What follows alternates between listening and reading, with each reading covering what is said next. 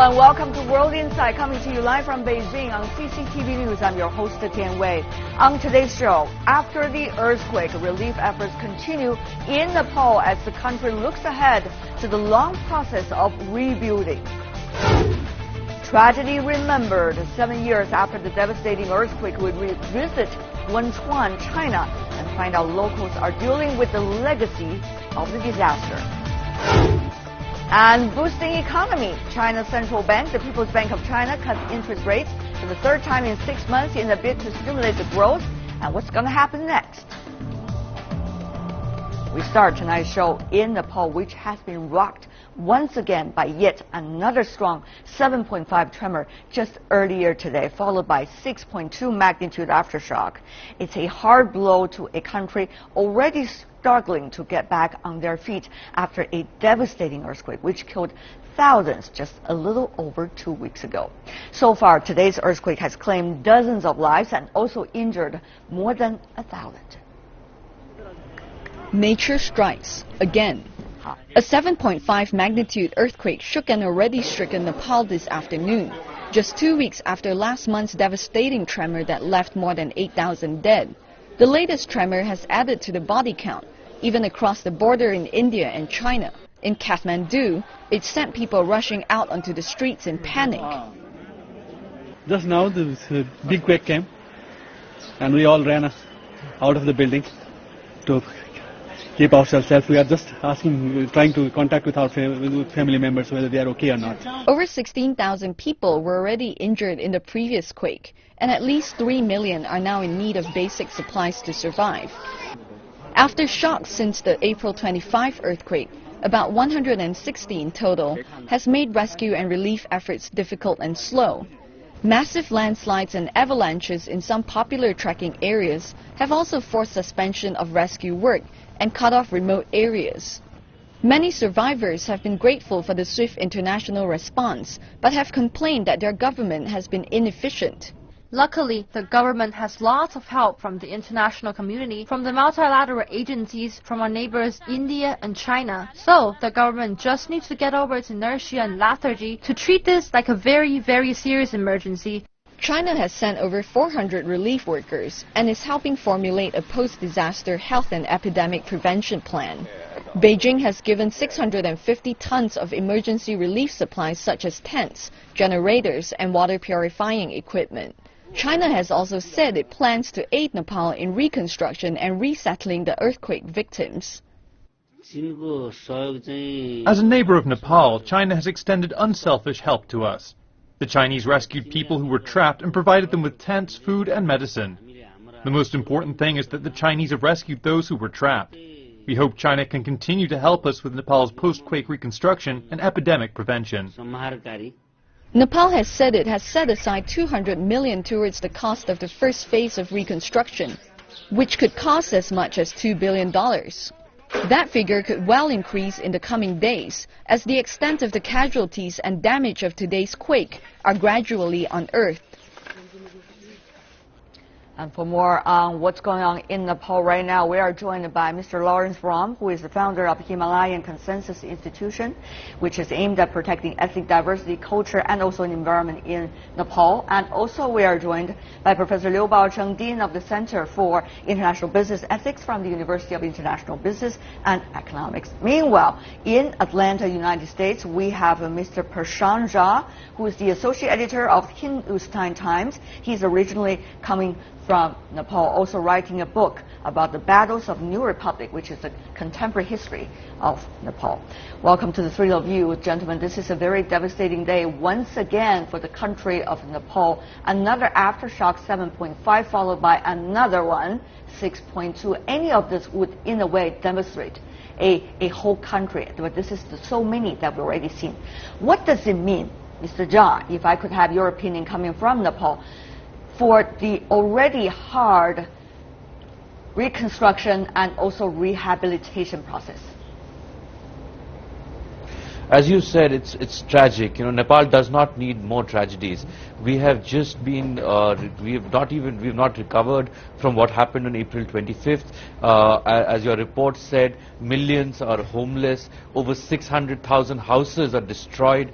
Monsoon is 6 weeks away, and people need shelter immediately in remote hills and remote villages. Because of landslides, many areas have been inaccessible. And to top it all, we suddenly have this new earthquake.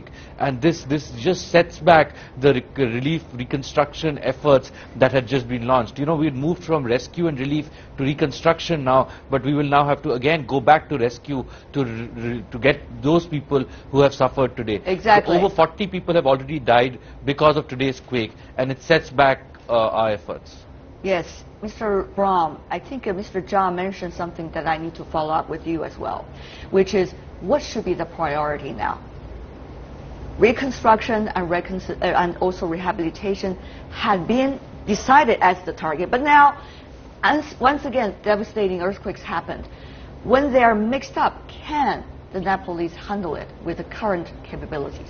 Well, first of all, it has to be a coordinated response. And one of the critical things right now is at the first stage 2 weeks ago, it was a rescue and relief effort in which international aid was there. Much of that has returned because it's past the immediate relief and rescue. Right. Now we have disaster in Namche Bazaar area, Sindh Palchok. These are areas where probably they're going to need to have emergency aid once again, helicopters coming back. However, it has to be a coordinated response, and this is where some of China's experience from Wenchuan is very valuable. Right now there are medical teams in the Kaveri area, which is very near these two spots, right, and the capacity building of local NGOs, community leaders, medical teams that already exist there is very critical because these are remote areas. This is not just like the earthquake that struck Kathmandu. It's in the villages, and you need village people to get there and to respond. While the rescue and relief efforts are continuing as a result of the aftershocks that we witnessed today, the important thing is to look ahead. After all, this country needs to survive and needs to survive well for its people. Professor Liu, here's the thing. The Nepalese government has already proposed a $2 billion fund for the reconstruction of the country after the earthquake. And now it is talking about at least $200 million for the immediate actions. Where does the money come from? Will it come from sufficiently international community?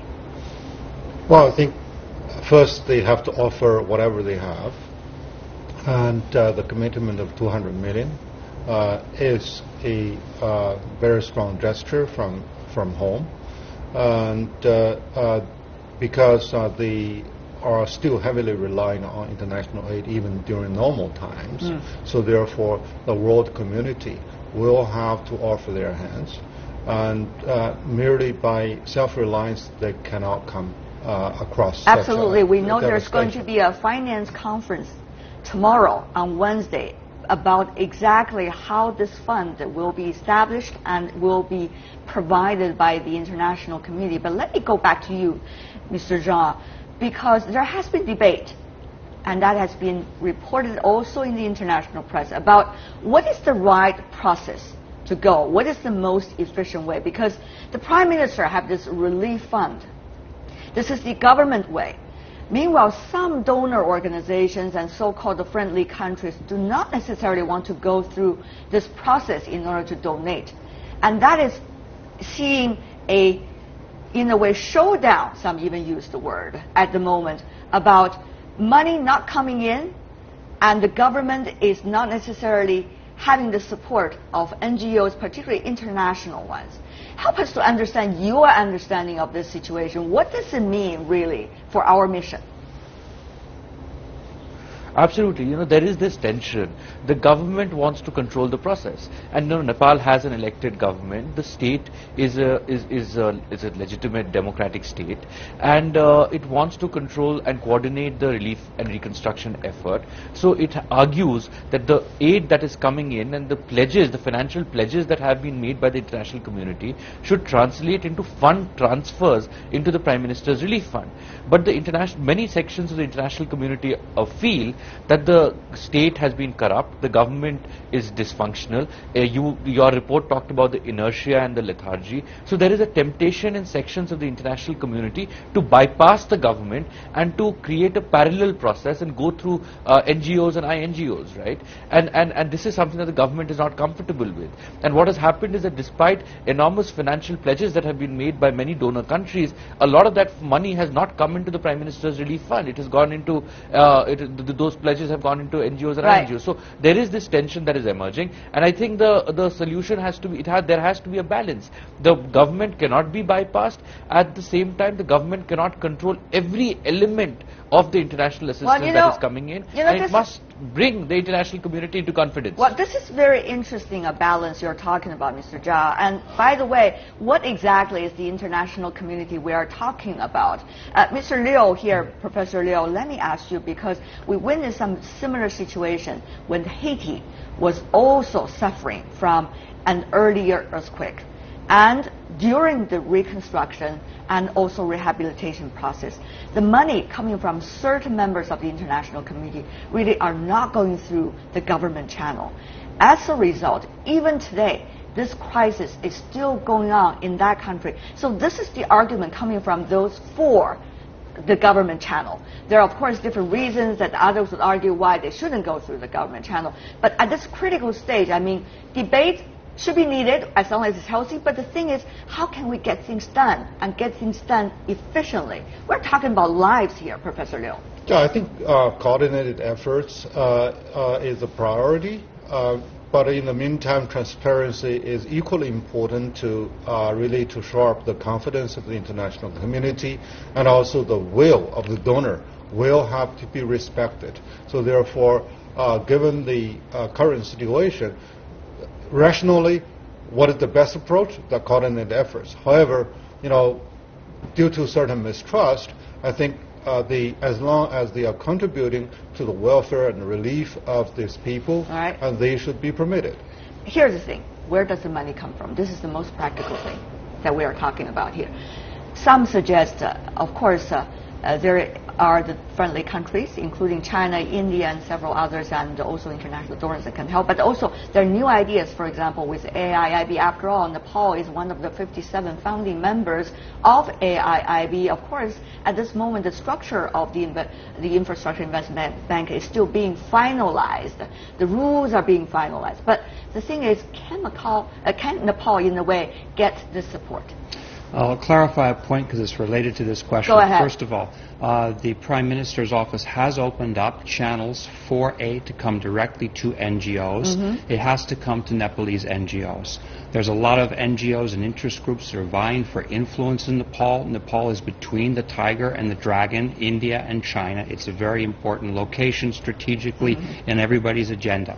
So there's a lot of agendas and a lot of interest. The Nepal government is very clear about their own development path. They don't want to disrupt the environment. As you can see, it is a very fragile environment in the Himalayas. So now you also have the major donor institutions that are going to start to vie for interest. Of course, discussion even earlier today on CCTV about the AIIB came up.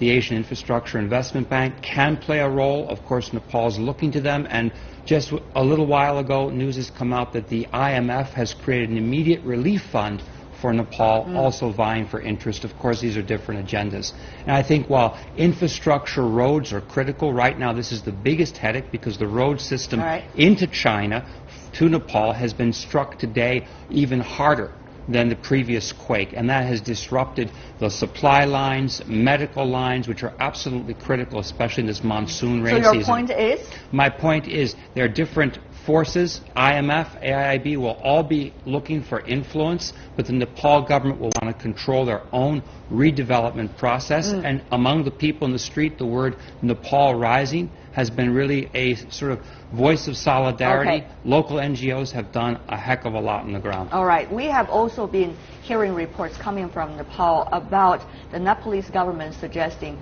international and foreign militaries are not needed anymore on the ground because the Nepalese military could also fly their own helicopters to the devastating areas. Before we go, let me ask you, Mr. Zhang, given the fact that some of the neighboring countries, including China, for example, since we are talking about China-related issues here on this program, had the experience of dealing with devastating after-earthquake situation, as we have talked about Wenchuan, which killed enormous amount of people of our own. How much can China and others contribute about practices after the earthquake? Mr. Zhang, briefly. I think Nepal has to be more open to receiving international assistance. The Nepal army does not have the choppers, does not have the air capabilities to reach remote areas, to make aerial drops, to rescue and evacuate people. I think we should be more open to foreign aerial missions, including from, of course, China, India and the West.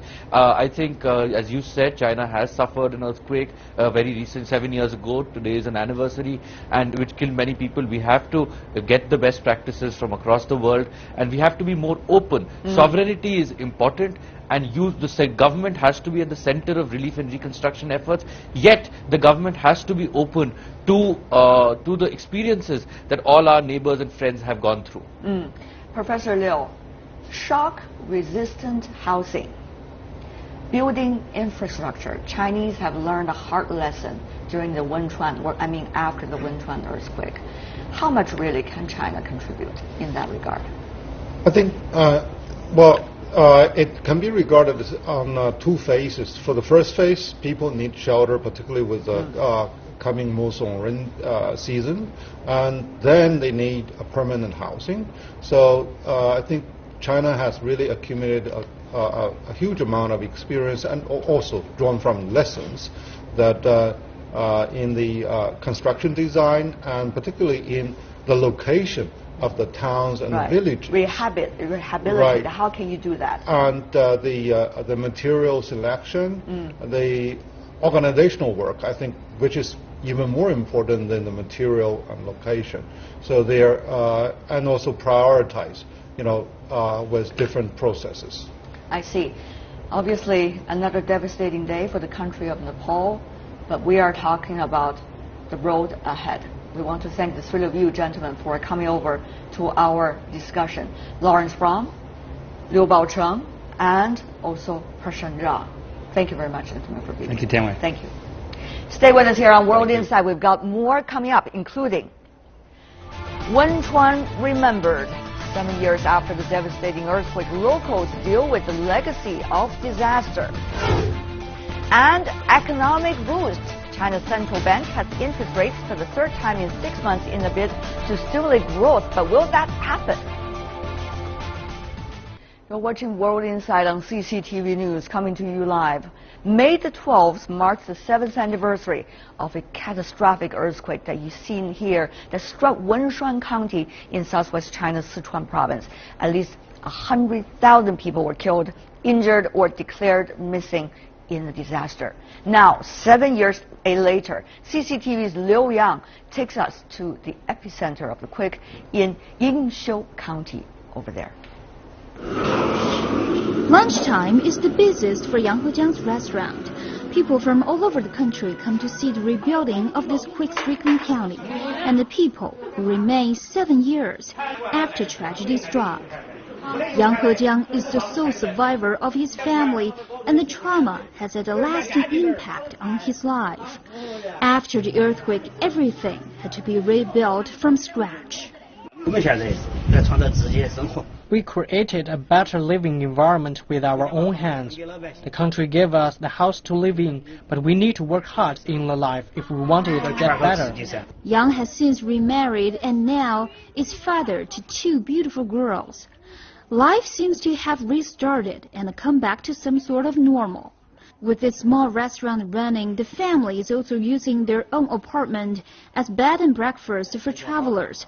Yang's wife is optimistic about their family business. I think gradually we'll have more places to travel in Yingxiu. More highlights will attract more travelers to come here. They will like its peaceful environment.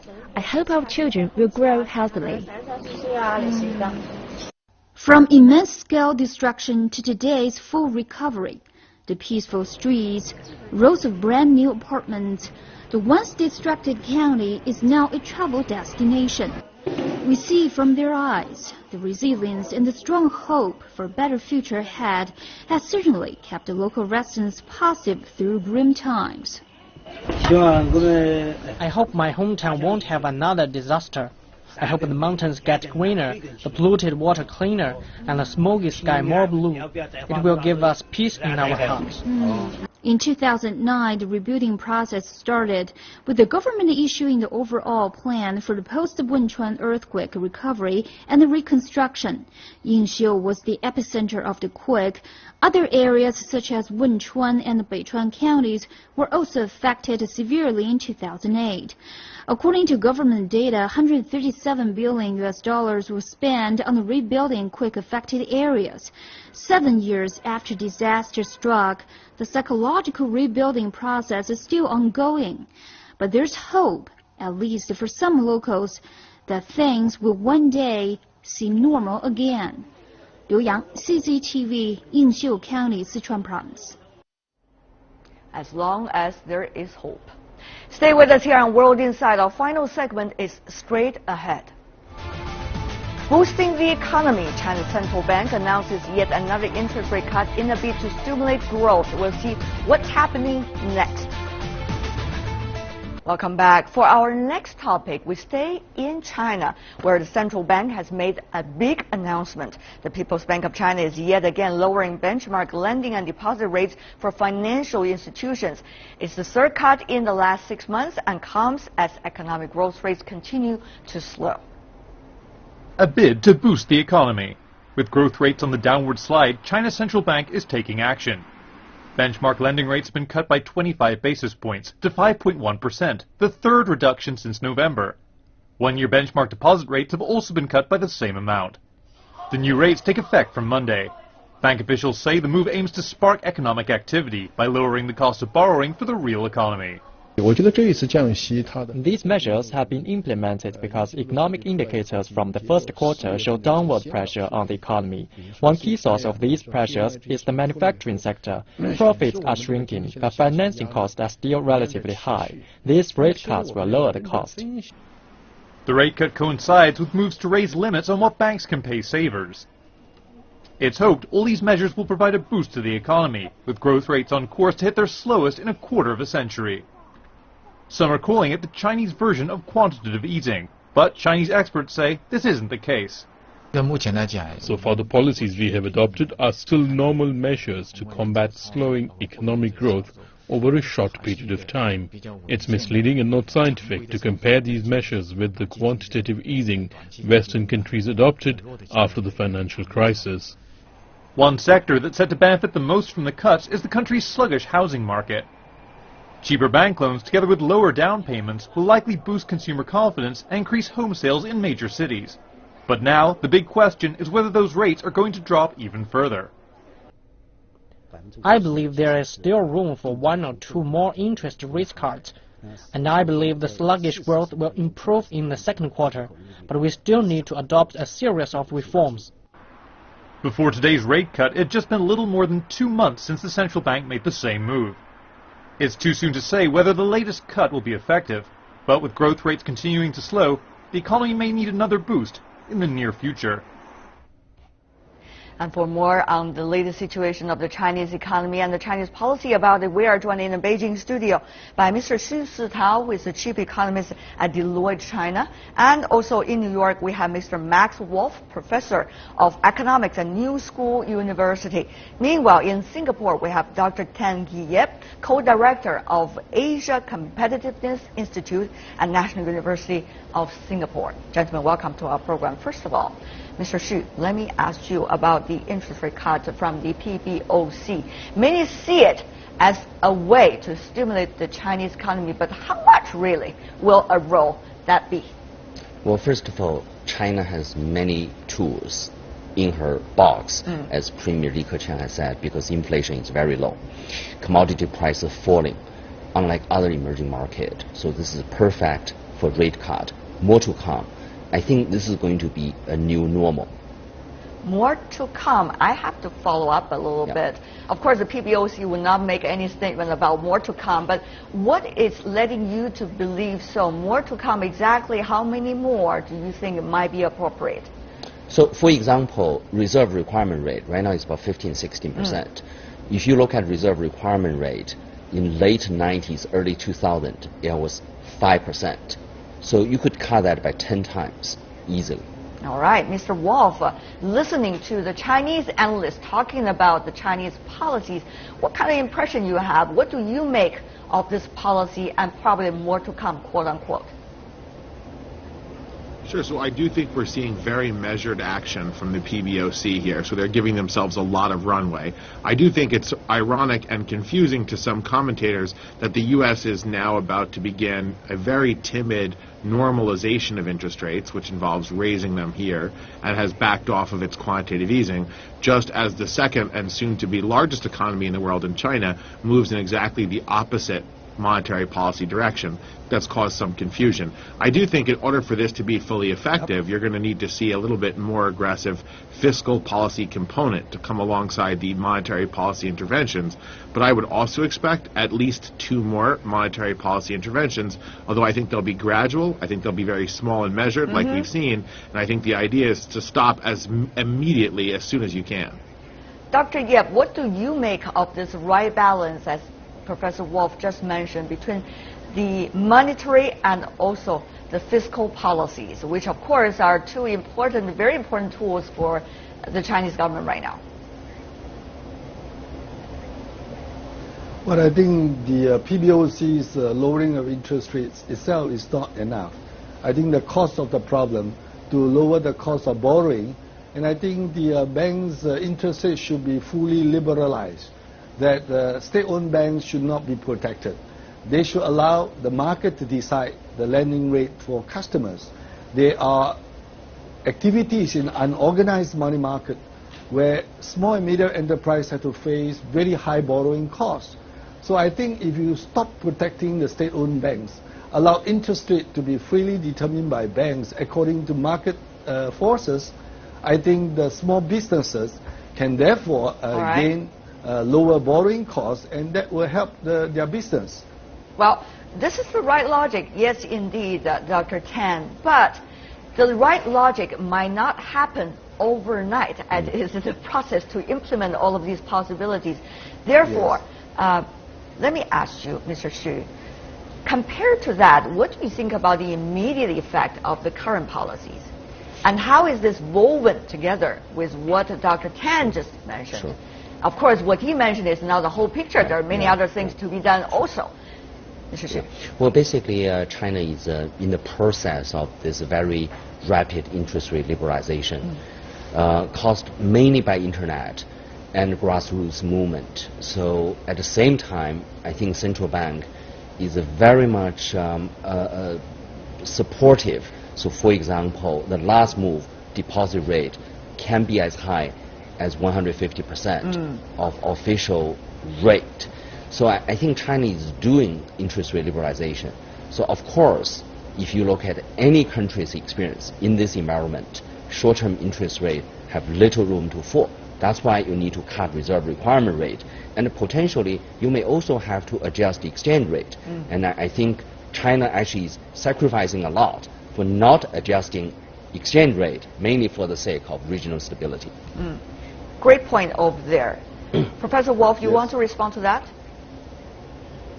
Yeah, I do think there's an interest rate component as well as a currency component. I think the other thing we really can't sort of leave off the table in this discussion is the history of Chinese liberalization has a lot to do with the strength of the Chinese economy. Not unique. In almost any government, in almost any context, in almost any economy in the world, folks are usually more willing, there's more political will to experiment with deregulatory moves when the economy is in stronger shape. And what we are seeing here is a deceleration of growth to below or around the 7% target, which, while that would be a dream for many countries, is literally a multi-decade growth rate low in China. And if you know the history in China, more radical deregulatory policies very rarely survive and flourish in relatively difficult economic moments. We are talking about two things, I think.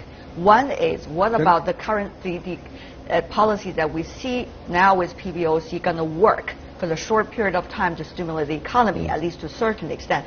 The other thing is, if the economy is getting better, what other things needs to be done? So let's focus maybe on the first task first. Sure.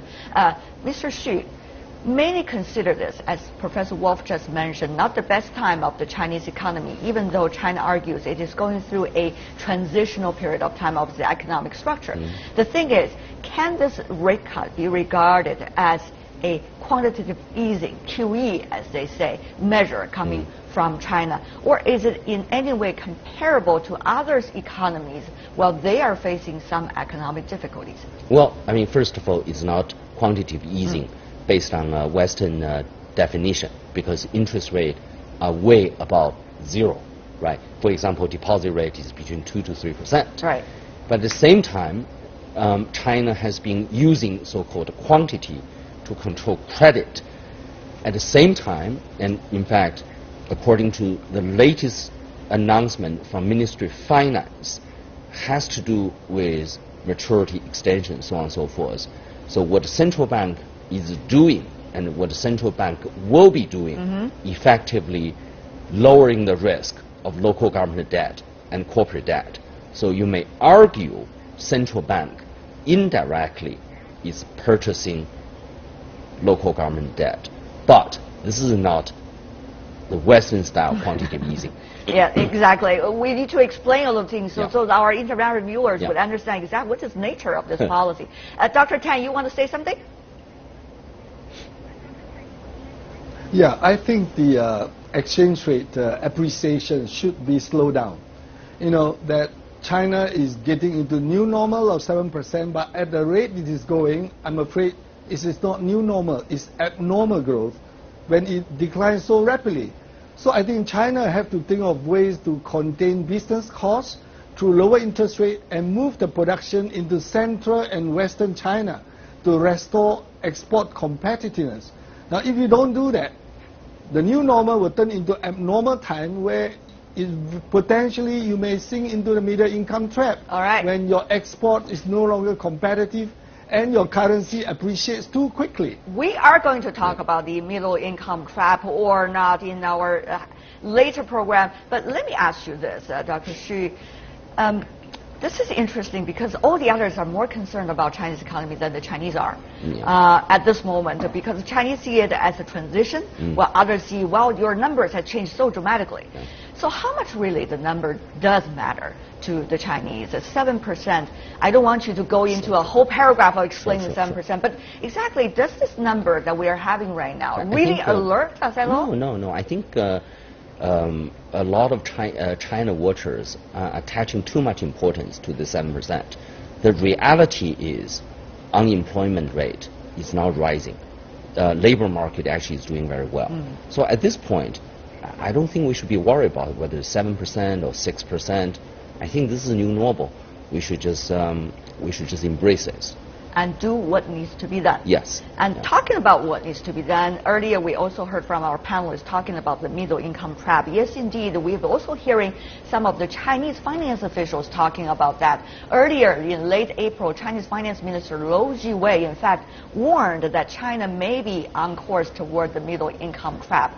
The term refers to a phenomenon where a rapidly growing economies stagnate at middle income levels and fail to graduate into the ranks of high income countries. Take Brazil, for example. As an example, in 1974, for example, Brazil reached $1,000 per capita GDP and become a middle income country. But by the year 2010, the economy had only broken the $10,000 mark by 2010. They still haven't joined the ranks of the high income countries yet, which begins at just over 12,000 per capita. Of course, this is something that's already happening to some emerging economies, so the concern is whether it's going to happen to China. In fact, Minister Lou raised that up. It's not the first time he raised that up. He raised that up several times, several years ago, in fact.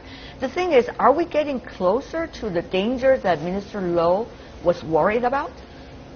No, but I think what Minister Lou, what he has said is actually very pointed and refreshing, because I think what he was trying to say is we shouldn't be obsessed with the GDP growth rate.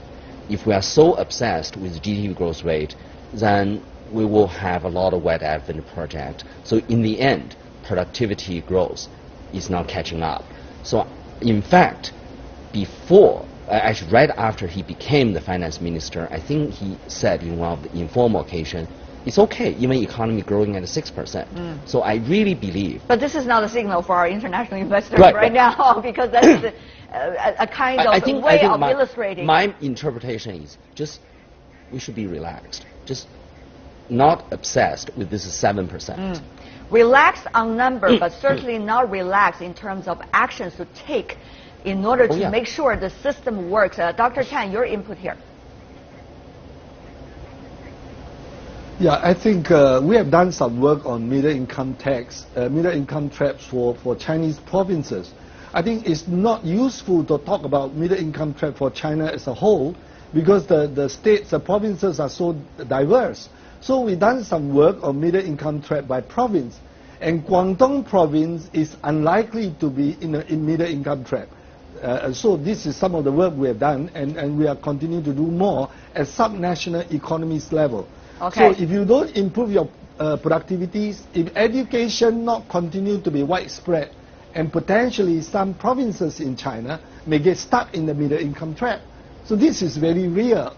And I would like to suggest that we should look at the regional variation in China and really look at those provinces who potentially could be trapped and what can be done to make sure that they transit like East Asia tigers. All right. Professor Wall from New York, let me ask you this. We are talking about actually several things.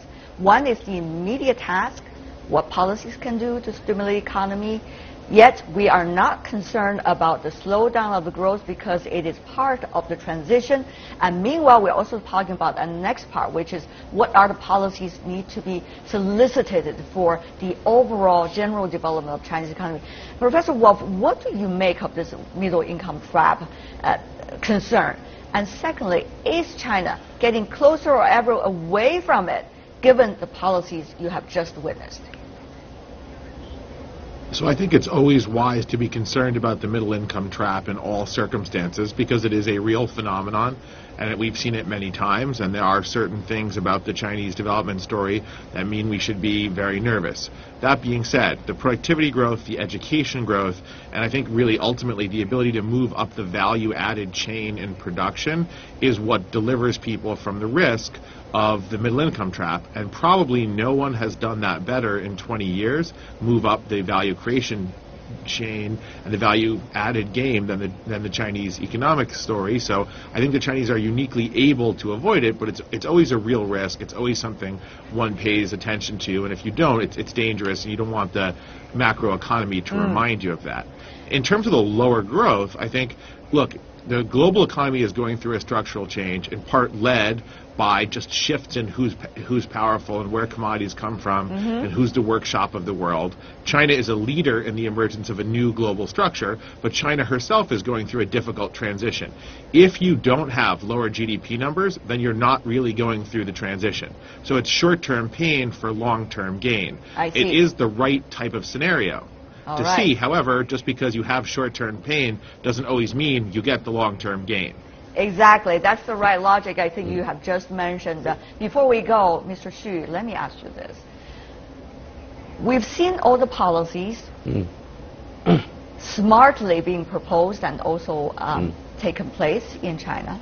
But the thing is, what is going to be the key in transitioning of the economy, in making sure the economy, even in the short period of time, is going to be stimulated to a certain extent, it's going to continue healthily? Particularly the employment is going to be at a very good level. What is the key as an economist you see? I think the key right now is to avoid a large fiscal stimulus as we have experienced painfully in 2008. Right. Accept a slower growth rate, speed up financial liberalization, interest liberalization, implementing registration system in equity market so that you change the mix of financing for firms. At the same time, I think the government is talking about cutting taxes, streamlining administrative approvals. I mean, today I think the Prime Minister has laid a foundation for tax cut. I think those are the right measures. Don't be confused by some of the immediate results. Right. Always look at the middle term and also the long term. We want to thank the three of you, certainly, gentlemen, for your insights in the middle term and also the long term. Xu Sitao here in Beijing, Max Wolf in New York, and also in Singapore, Mr. Tan Ki-yep. Thank you, gentlemen, for being with us. And that is all the time we have for today. If you'd like to see more, you can certainly visit our website. Just type in World Insight, CCTV News into your search engine. You'll be able to find us. Or you can also check out our YouTube channel. I'm Tian Wei from myself and all the World Insight team. Thanks for watching, and join us again tomorrow for more global perspectives and stories from across China and around the world. Goodbye.